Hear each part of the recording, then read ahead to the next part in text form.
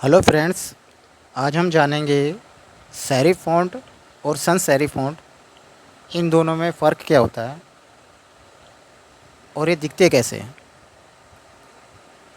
तो देखो, जो सेरिफ फ़ॉन्ट है, सेरिफ फ़ॉन्ट थोड़ा सा स्टाइलिश होता है। आप जैसे स्क्रीन में देख ही रहे होंगे दोनों में फ़र्क।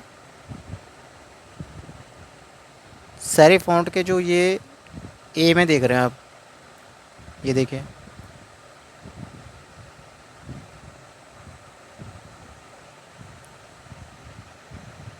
और जो sans सेरिफ है उसको आप देख रहे होंगे, वो बिल्कुल ही सिंपल ही है।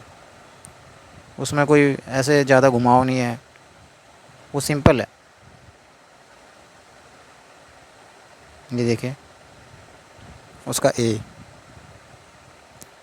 तो सेरिफ फ़ॉन्ट में टाइम्स रोमन, है ना, जॉर्जिया इत्यादि और सारे बहुत सारे फ़ॉन्ट हैं।